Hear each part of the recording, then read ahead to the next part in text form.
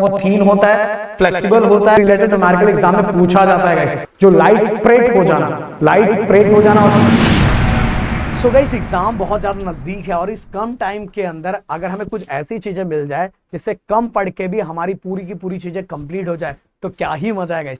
बिल्कुल टेंशन मत लो, प्रदीप गिरी एकेडमी आपके साथ पूरी तरह से खड़ा है। बट गाइस आप सभी को पता है कि आपके प्रदीप एंड राहुल सर बहुत सारे कामों में लगे हुए हैं, बट आप लोग की मांग थी कि सर फिजिक्स भी लेके आओ। ऑलरेडी मैथ हमने कंप्लीट किया है, ऑलरेडी हमने हम मैथ भी कंप्लीट किया है, बीडब्ल्यू भी कंप्लीट किया है, बीएक्सी भी कंप्लीट है, ग्राफिक भी कंप्लीट है, लगभग सभी चीजें कंप्लीट करके रखा है, केमिस्ट्री भी कंप्लीट है। बट आप लोगों की मांग थी कि मैकेनिक्स बनाओ, मैकेनिक्स भी बना दिया मैंने राहुल सर ने मिलके। अब मांग ये चल रही है कि सर फिजिक्स बनाओ। आप देखो फिजिक्स भी हम लेके आ गए, राहुल सर ने लेजर पढ़ा दिया, मैं फाइबर ऑप्टिक्स पढ़ा दे रहा हूँ। इसके बाद बाकी चैप्टर मैं राहुल सर मिल के फटाफट आपको दे देंगे। बट गाइस ये चीजें तभी पॉसिबल होगी जब हमारे अंदर एनर्जी रहेगा, क्योंकि ऑलरेडी हम लोग इतने सारे कामों में लगे हैं, हमारा ऑफलाइन क्लास, इतने सारे सब्जेक्ट, क्योंकि बहुत सारे सब्जेक्ट को हमें हैंडल करना है, क्योंकि ज्यादातर बच्चों को ना हम ही चाहिए गाइस। तो हम कहाँ कहाँ क्या क्या करें, तो जब बच्चों की मांग कर होती है, बहुत ज्यादा मांग होती है, तो हम लोग आ ही जाते हैं गाइस कि बच्चों की मांग है तो मांग को पूरी करनी पड़ेगी। जैसे आप लोग बोल रहे हैं सर फिजिक्स आप ही पढ़ाओ, आप ही लोग पढ़ाओ, तो फिजिक्स हम ही पढ़ाने के लिए आ गए गाइस। बट इतने इन सभी चीजों के लिए एनर्जी की जरूरत है, और यहाँ एनर्जी गाइस, एनर्जी ड्रिंक आप हो गाइस। अगर कंटिन्यू आपका प्यार सपोर्ट मिलता रहा, आपका रिएक्शन हम किस तरह से फील करते हैं गाइस, आपका लाइक, आपका कमेंट, एनालिटिकल पे जब चीजें हम देखते कि विजिट करने वाला हर बच्चा चैनल को सब्सक्राइब करके जा रहा है, तो गाइस अंदर जोश आ जाता है, बोलते हैं यार बच्चों का प्यार इतना मिल रहा है, अब तो पूरी की पूरी सीरीज कंप्लीट करनी है। तो गाइस ये वीडियो आने के बाद हर बच्चा सबसे पहले वीडियो को लाइक करेगा, हर बच्चा कमेंट करके जाएगा, एंड हर बच्चा चैनल को सब्सक्राइब करके जाएगा कि जब मैं इस वीडियो का एनालिटिकल देखूं तो मुझे खुद दिल खुश हो जाए कि राहुल सर को मैं बोलूं यार बच्चे क्या ही प्यार दे रहे यार, अपने को और रात को जागना पड़ेगा। समझ में आएगा इस, तो मैं चाहूंगा कि आपका रिएक्शन बरकरार रहे, जिससे हमारे अंदर की एनर्जी बरकरार रहेगा। इस अभी बता रहा मैं ऑफलाइन क्लास के आने के बाद ये लेक्चर रिकॉर्ड कर रहा हूँ, पूरा गला बैठा हुआ है, अगर आपको आवाज से समझ में आ रहा होगा, फिर भी मैं आपके लिए कंटिन्यू बोल रहा हूँ। तो रिएक्शन और प्यार तो थोड़ा आना चाहिए गाइस। चलो और एक चीज और, इसके बाद तो आपका दिल जरूर खुश हो जाएगा।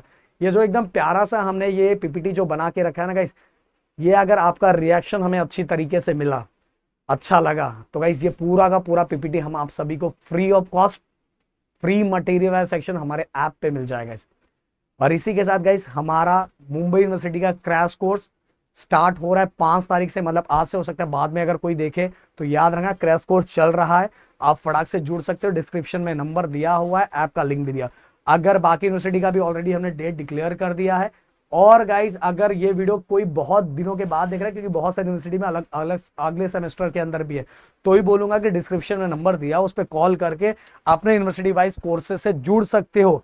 वहां डायरेक्ट पढ़ोगे, बहुत सारे नॉलेज और बहुत सारी चीजें, बहुत बहुत ज्यादा हेल्प होगा गाइस, समझ में अपने यूनिवर्सिटी वाइज तो जुड़ सकते हो, तो क्या ही मजा आएगा। तो डिस्क्रिप्शन में सब नंबर सब कुछ दिया हुआ है, और ये तो मैं फ्री मटेरियल वाले सेक्शन में आपको देने वाला हूं, आपका रिएक्शन और रिस्पॉन्स मिला तो गाइस। अब फाइबर ऑप्टिक, अगर मैं सबसे पहले ऑप्टिकल फाइबर की बात करूं, जनरली आजकल सिटी में आप सुनोगे ही कि ज्यादातर वाईफाई के लिए ऑप्टिकल फाइबर यूज किया जाता है, और आप ये सुनते हो कि अगर ये यूज करोगे तो आपको स्पीड उतना ही मिलेगा, मतलब सिग्नल लॉस नहीं होगा, ये सभी वर्ड आपने सुना होगा। तो गाइस यही जो ऑप्टिकल फाइबर होता है वो थीन होता है, फ्लेक्सिबल होता है, और इसके अंदर टोटल 3 लेयर होते हैं, पहला कोर, दूसरा क्लैडिंग, तीसरा जैकेट। अब कोर की बात करूं तो गाइस ये वाला पार्ट जो होता है, ये वाला पार्ट, ये कोर का पार्ट है, ओके, ये वाला पार्ट क्लेडिंग का पार्ट है, और उसके ऊपर प्रोटेक्शन दिया हुआ है, जिसको जो कोडिंग दिया हुआ है उसी को हम जैकेट भी बोल सकते हैं। और ये क्या करता है, ये दोनों अंदर वाले पार्ट को क्या देता है, प्रोटेक्शन देता है। इसके बाद बात करें टोटल इंटरनल रिफ्लेक्शन, गाइस ये टॉपिक ऑलरेडी हर स्टेट वाइज अलग अलग है, फिर भी बताना चाहूंगा, किसी ने 9th में पढ़ा होगा, किसी ने 10th में पढ़ा होगा, ओके, हर बोर्ड वाइज अलग अलग था कि किसी को 9th में भी है और किसी को 10th में भी है। बट गाइस फिर भी मैं सिंपल लैंग्वेज में यहां बताना चाहूंगा कि देखो गाइस, जब लाइट एक मीडियम में से दूसरे मीडियम में ट्रैवल करती है तो गाइस क्या होता है, वो अपने डायरेक्शन को चेंज कर लेता है, डायरेक्शन को क्या कर लेता है, चेंज कर लेता है। अगर आप देखोगे ओपेक सरफेस है, अगर लाइट गया तो सेम एंगल पे बैंड होता है। बट गाइस लाइट अगर एक मीडियम में से दूसरे मीडियम में पास हो जाता है तो एंगल चेंज हो जाता है। एंगल ऑफ इंसिडेंट और एंगल ऑफ रिफ्रैक्शन क्या हो जाता है, बिल्कुल सेम नहीं रहता गाइस, ये रिफ्रैक्शन है, रिफ्लेक्शन नहीं है। तो यही सेम चीज है। अब देखो गाइस, इलेक्ट्रिकल सिग्नल को इलेक्ट्रिकल सिग्नल को कन्वर्ट करके लाइट सिग्नल में कन्वर्ट करके इस ऑप्टिकल फाइबर के थ्रू भेजा जाता है। तो गाइस ये मान लो फर्स्ट मीडियम है और ये सेकंड मीडियम है। अगर इस मीडियम में से जो लाइट के फॉर्म में जो इंफॉर्मेशन आगे जा रही है, अगर वो लाइट वेव इसमें से इसमें ट्रेवल कर गया तो समझ लो वहां सिग्नल का कुछ ना कुछ लॉस हो जाएगा। बट गाइस अगर पूरा का पूरा लाइट वेव इसी के अंदर है तो गाइस वहां सिग्नल का लॉस नहीं होगा। इसीलिए गाइस इस ऑप्टिकल फाइबर के अंदर क्या होता है, टोटल इंटरनल रिफ्लेक्शन होता है। किस तरह से होता है वो भी बता देना चाहता हूं। देखो गाइस मैंने बोला कि लाइट अगर एक मीडियम से दूसरे मीडियम में जा रही, जैसे यहां देखो एक मीडियम में आने वाली लाइट को इंसिडेंट और दूसरे मीडियम में जो चली गई उसको रिफ्रैक्टेड। ओके, तो यहां जो एंगल होगा ये एंगल छोटा और ये एंगल और बड़ा होगा। Okay, angle of incident greater than, उससे बड़ा कौन रहेगा, angle of refraction. Refraction okay. अब गाइस मेरे अंदर और मस्ती, मैंने क्या किया, इस एंगल को और बढ़ाया। अगर मैं इस एंगल को और बढ़ाऊंगा, पहले इतना था, अब इस एंगल को और बढ़ाऊंगा तो ये एंगल और बढ़ जाएगा। जिस केस में जाके angle of refraction, angle of refraction जब 90 डिग्री का हो जाएगा, ये 90 डिग्री का हो गया, तो उस केस में जो एंगल ऑफ इंसिडेंट होता है, ये जो एंगल ऑफ इंसिडेंट होता है इसको क्रिटिकल एंगल कहते हैं। क्या कहते हैं, critical angle. When angle of refraction become 90 degree, that time angle of incident is called critical angle. Okay, जिसमें ये पूरी तरह से बाउंड्री पे आ जाता है। अब मेरे अंदर थोड़ी और मस्ती मैंने ये एंगल को और बढ़ा दिया। भाई मैं नहीं कर रहा हूँ, ये सब प्रोसेस होता है, मैं समझाने के लिए बस मस्ती में बता रहा हूँ। ये मैंने एंगल को और बढ़ा दिया, ये एंगल को और पहले इतना था, ये और बढ़ा दिया, तो सिंपल सी बात है ये फिर से ये वापस के वापस जिस मीडियम में था उसी मीडियम में वापस आ जाएगा। अगर मैं यहां फिर से बोल रहा हूं, जिस केस के अंदर angle of incident greater than critical angle, अब ये क्रिटिकल एंगल था जब 90 था, अब मैंने क्रिटिकल एंगल से भी बड़ा एंगल बना दिया। और जब क्रिटिकल एंगल से भी बड़ा एंगल बन जाएगा तो पूरी की पूरी लाइट मतलब रिफ्रैक्टेड रे उसी मीडियम में वापस आ जाएगा। मतलब कहने का मतलब when angle of incident greater than critical angle, then all the light back into the same medium, उसी मीडियम में वापस आ जाएगी। तो इसको बोलेंगे टोटल इंटरनल रिफ्लेक्शन, क्योंकि वापस उसी मीडियम में आ गया ना। अगर मीडियम पास करता तो रिफ्रैक्शन होता, बट उसी मीडियम में वापस आ गया, इसलिए इसको बोलते हैं रिफ्लेक्शन। पर ये कब होता है, when angle of incident critical angle से ज्यादा हो गया तो सब लाइट उसी मीडियम वापस आ जाती है। तो ये गाइस इसके कारण क्या होता है, इसी में सब लाइट ज्यादातर लाइट इसी में रह जाता है, इस कारण वहां सिग्नल का लॉस नहीं होता। अब आगे चलते हैं types of fibre. Single mode fibre होता है और मल्टी मोड फाइबर होता है। अगर सिंगल मोड फाइबर की बात करो, सिंगल मोड और मल्टी मोड फाइबर में सबसे मेन डिफरेंस, सबसे पहले ये जो सपोर्ट करता है सिंगल मोड फाइबर, वो वन मोड ऑफ प्रोपोगेशन को सपोर्ट करता है, और ये मल्टी मोड मतलब more than one mod of propagation को सपोर्ट करता है। ये सिंगल मोड को सपोर्ट करता है, और ये guys more than one mod of propagation को सपोर्ट करता है। कौन, मल्टी मोड ऑफ फाइबर। और इसके अंदर जो मेन डिफरेंस है गाइस, इसका जो कोर होता है, कोर अभी मैंने आपको दिखाया, ये देखो ये इसका कोर, किसका, सिंगल मोड का कोर और मल्टी मोड का कोर। तो यहां समझ में आ गया होगा कि इसका कोर लार्ज होता है compare to single mode fibre का। तो ये सबसे बड़ा डिफरेंस है। सिंगल मोड फाइबर के अंदर जो इसका डायमीटर होता है वो स्मॉल होता है, और मल्टी मोड फाइबर के अंदर जो इसका डायमीटर होता है वो लार्ज होता है। मल्टी मोड फाइबर को फर्दर दो और पार्ट में डिवाइड किया जाता है। पहला होता है हमारा स्टेप इंडेक्स, दूसरा होता है ग्रेडेक्स इंडेक्स। अब स्टेप इंडेक्स की अगर मैं बात करूं गाइस, तो सबसे बड़ी बात यहां ध्यान से अगर आप समझोगे तो एक सिंपल सी बात मैं यहां फिर से ये पीछे करके बता देना चाहता हूं कि स्टेप इंडेक्स के अंदर ये जो क्लेडिंग होता है, क्लेडिंग और कोर से अगर मैं कंपैरिजन करूं तो क्लेडिंग का जो रिफ्रैक्टिव इंडेक्स होता है वो कम होता है कंपेयर टू कोर। ओके, किसका कम रहता है, क्लेडिंग का। ये बातें याद रखना, किसके अंदर, सिंगल मोड। वैसे गाइस आपको ये मिलेगा तो आप आराम से पढ़ सकते हो। और गाइस स्टेप इंडेक्स के अंदर जो पैटर्न होता है, जो लाइट के रिफ्लेक्शन का पैटर्न होता है वो जिगजैग पैटर्न होता है, इस तरह का पैटर्न होता है। ओके, और इसके बाद गाइस जो सिंगल मोड स्टेप इंडेक्स है वो जनरली लॉन्ग डिस्टेंस के लिए यूज किया जाता है, और इसके अंदर जो सिग्नल का लॉस होता है बहुत कम होता है। मल्टी मोड स्टेप इंडेक्स की अगर मैं बात करूं तो ये शॉर्ट डिस्टेंस के लिए यूज किया जाता है, बट इसके अंदर गाइस सिग्नल लॉस ज्यादा होता है गाइस। ओके, और गाइस अगर स्टेप इंडेक्स की बात करें, अगर मैं इसके एडवांटेज की बात करूं, इसका डिजाइन बहुत सिंपल होता है, और मैन्युफैक्चर भी आराम से किया जा सकता है। बट गाइस डिसएडवांटेज की अगर मैं बात करूं तो गाइस इसके अंदर जो सिग्नल लॉस मल्टी मोड के अंदर, मल्टी मोड स्टेप इंडेक्स के अंदर सिग्नल लॉस बहुत ज्यादा होता है गाइस। कैसे, ये देखो, ये बताना चाहूंगा थोड़ा मैं ये बड़ा करके। देखो यहां सब जगह ये देखो, यह सब जगह रिफ्रैक्टिव इंडेक्स सेम है, बट अचानक से यहां कम हो जाता है, अचानक से यहां कम हो जाता है। और इस पैटर्न के कारण, ये जो जिगजैग पैटर्न है ना, इस पैटर्न के कारण भी यहां क्या होता है, सिग्नल लॉस ज्यादा होता है। किसके अंदर? मल्टी मोड स्टेप इंडेक्स के अंदर। ओके, अब आगे चलते हैं ग्रेडेड इंडेक्स के अंदर। ग्रेडेड इंडेक्स गाइस, ये इसके कंपैरिजन में, मल्टी मोड के कंपैरिजन में, मल्टी मोड के अंदर जो हमारा स्टेप इंडेक्स हमने देखा ना, मल्टी मोड के अंदर जो स्टेप इंडेक्स देखा, स्टेप इंडेक्स के बाद एक दूसरा हमारा ग्रेडेड इंडेक्स, ये ज्यादा बेटर है गाइस, क्योंकि इसके अंदर सिग्नल लॉस बहुत कम होता है। क्यों कम होता है गाइस? क्योंकि देखो ये देखो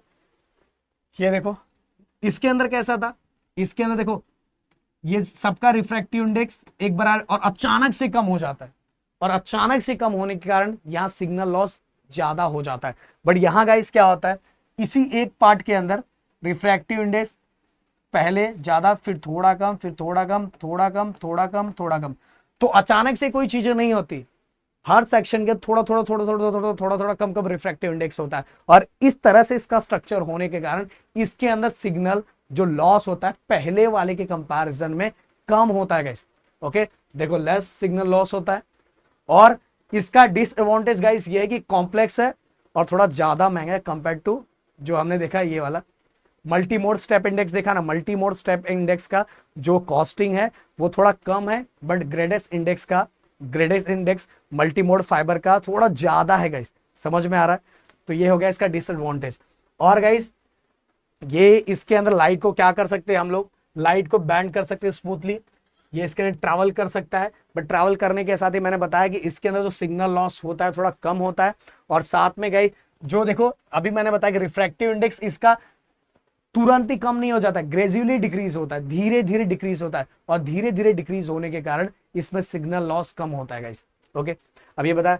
अब अटेन्यूएशन की अगर मैं बात करूं, अटेन्यूएशन मतलब क्या होता है? अटेन्यूएशन मतलब गाइस की जो सिग्नल का लॉस होना, फाइबर ऑप्टिक्स के अंदर सिग्नल का लॉस होना, उसी को हम क्या बोलते हैं? अटेन्यूएशन बोलते हैं। और अटेन्यूएशन होता किस तरह से गाइस? देखो कुछ लाइट एनर्जी को अगर जो फाइबर हम यूज कर रहे हैं अगर वो मटेरियल एब्जॉर्ब कर ले रहा है तो भी वहां सिग्नल का लॉस हो जाएगा। इसके साथ ही गाइस अगर हमने क्या किया है कि जो लाइट जिसके अंदर, जिस फाइबर के अंदर से लाइट को हम पास कर रहे हैं और उसके अंदर वो क्या कर रहा है, रैंडम डायरेक्शन में अगर बाउंस हो रहा है तो भी क्या होता है, वहां सिग्नल का लॉस होता है। और अगर मैंने फाइबर को बहुत ज्यादा बैंड किया हुआ है तो भी क्या होता है, सिग्नल का लॉस होता है, मतलब अटेन्यूएशन होता है गाइस। तो इतनी सब चीजें मैंने बता दी।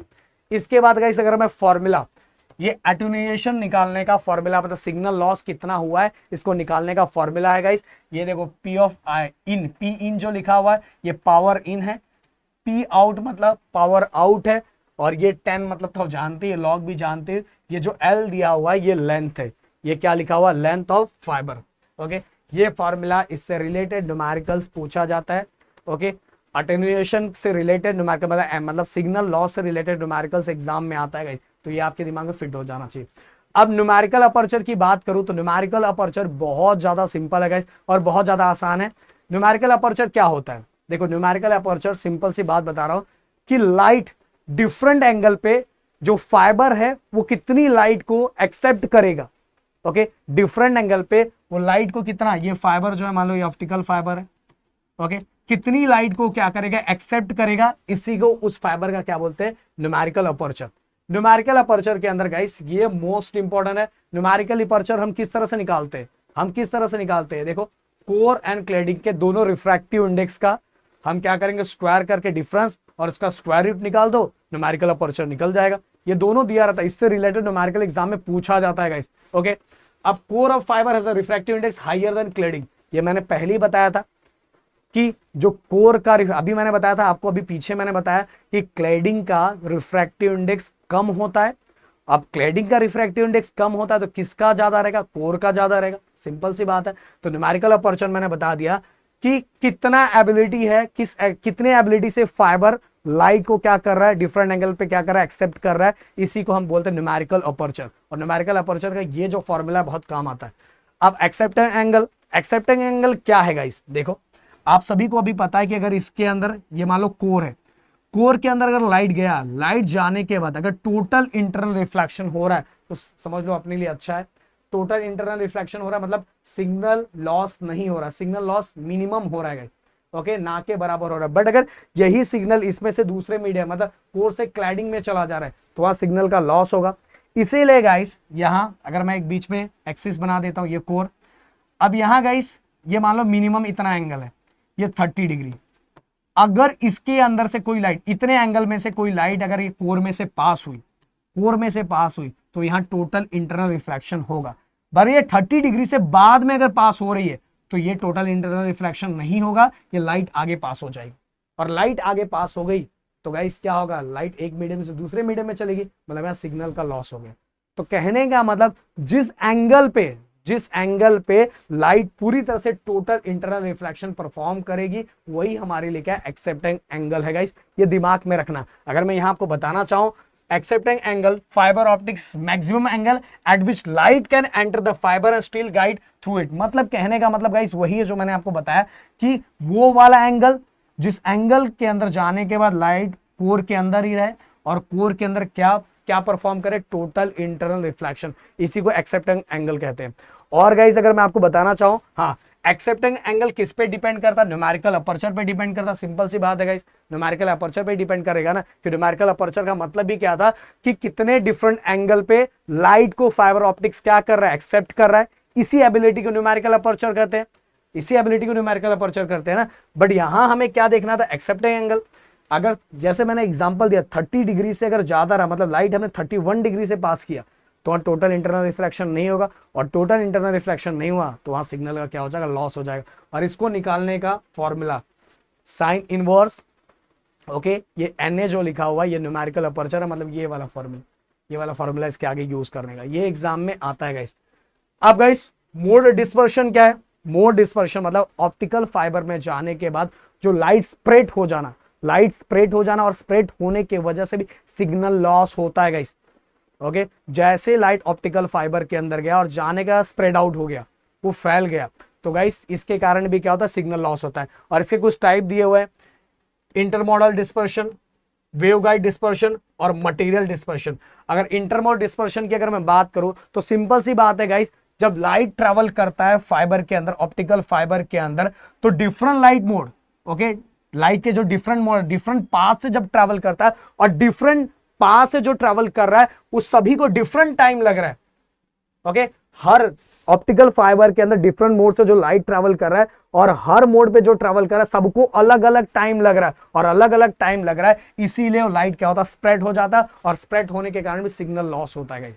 ओके, अब दूसरा अगर मैं वेवगाइड डिस्पर्शन की अगर मैं बात करूं तो ये तो बहुत सिंपल है गाइस, बहुत ज्यादा सिंपल है। अगर हमने फाइबर का स्ट्रक्चर, शेप और साइज सही तरीके से अगर नहीं बनाए तो भी लाइट क्या हो जाती है, स्प्रेड हो जाती है। ओके, जो ऑप्टिकल फाइबर, जो फाइबर का स्ट्रक्चर अगर प्रॉपर नहीं है उसके कारण भी गाइस क्या होता है, उसके कारण भी हमारा सिग्नल लॉस होता है। अब मटेरियल डिस्पर्शन की अगर मैं बात करूं तो गाइस फिर से वही चीज है कि अगर जो उसमें से लाइट पास होने वाली जो लाइट है वो अगर डिफरेंट वेवलेंथ से अगर पास हो रही है, डिफरेंट जो लाइट के जो डिफरेंट वेवलेंथ है वो डिफरेंट स्पीड से पास हो रही है। ओके, जब क्योंकि ऑप्टिकल फाइबर में से हम इलेक्ट्रिकल सिग्नल को किस में कन्वर्ट कर देते हैं, लाइट सिग्नल में कन्वर्ट कर देते हैं, और लाइट सिग्नल जब उसमें से पास हो रहा है तो उसके जो डिफरेंट मोड है, हर मोड का अगर स्पीड डिफरेंट हो गया तो भी गाइस क्या हो जाता है, सिग्नल लॉस होता है।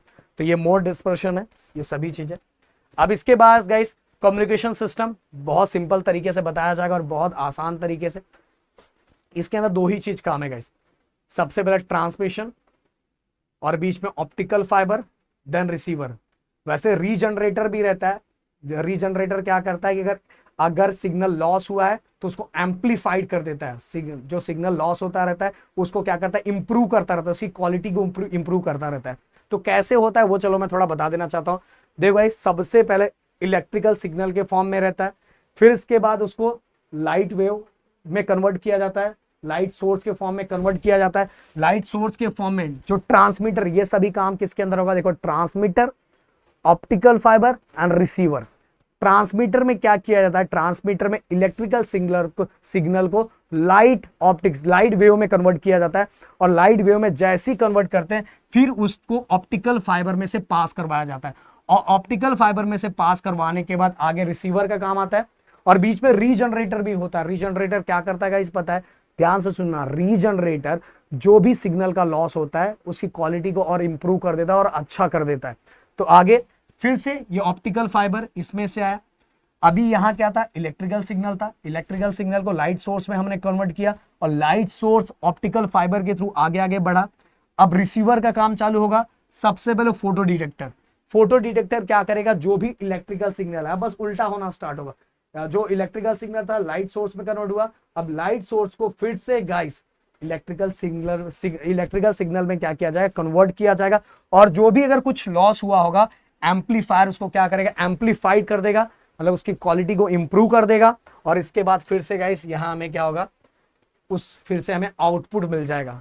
ओके, आउटपुट हमें जो इंफॉर्मेशन है वो हमें पूरी तरह से आगे आउटपुट उस फॉर्म में मिल जाएगा। ओके, तो गाइस यहां मेन तीन ही चीजें होती है, सबसे पहले ट्रांसमीटर, बीच में ऑप्टिकल फाइबर, और लास्ट में रिसीवर। पहले इलेक्ट्रिकल सिग्नल के बाद वो लाइट के बाद ऑप्टिकल फाइबर में ट्रैवल करता है, फिर इसका फोटो, जो हमारा ये फोटो डिटेक्टर है वो उसको किस में कन्वर्ट करता है, उसको कन्वर्ट करता है लाइट से फिर से इलेक्ट्रिकल सिग्नल में, फिर एम्पलीफाइड किया जाता है, एम्पलीफाइड के बाद हमें उसका आउटपुट मिल जाता है। इस तरह से फाइबर ऑप्टिक सिस्टम काम करता है गाइस। अब आगे ये तो गाइस आप खुद से भी पढ़ सकते हो कि एडवांटेज क्या है, हाई स्पीड डाटा ट्रांसफर किया जाता है। ओके, लॉन्ग डिस्टेंस कम्युनिकेशन के लिए भी इसका यूज किया जाता है। इसके साथ ही गाइस ये स्मॉल होता है, लाइट वेट होता है, और कम्युनिकेशन के लिए जो हम डाटा ट्रांसमिट कर रहे हैं उसकी सेफ्टी के लिए भी ये बहुत हेल्प करता है ऑप्टिकल फाइबर। ये कहीं लॉस नहीं होता गाइस, ये बहुत हेल्प कर रहा है। लेजर के बाद जब गाइस ये आया था ना, तो बहुत सारी चीजों में बहुत हेल्प किया, बहुत सारी चीजें गाइस बताने के लिए, बट अभी इतना टाइम नहीं है कि आपको इतना ज्ञान दिया जाए। बेटर सिग्नल क्वालिटी, इसके अंदर सिग्नल क्वालिटी बहुत अच्छी रहती है, और गाइस एनर्जी इफिशिएंटी, मतलब एनर्जी इफिशिएंसी इसके अंदर बढ़ जाती है। जो भी वहां से सिग्नल दिया जाता है, जो भी इंफॉर्मेशन दिया जाता है, लगभग बहुत अच्छे क्वालिटी में यहाँ मिलता है गाइस। पहले इतना नहीं मिलता था, पर ऑप्टिकल फाइबर आने के बाद क्वालिटी में इंप्रूवमेंट बहुत हुआ है गाइस। ओके, तो ये आपके एग्जाम पॉइंट ऑफ व्यू इतनी सब चीजें हमने बताई, और ये नोट्स आपको पूरी तरह से मिल जाएगा, जिससे आप एक अच्छे तरीके से तैयारी कर पाओगे। तो गाइस चलो चलते हैं, मिलते हैं नेक्स्ट वीडियो में। Thank you so much guys, जय हिंद।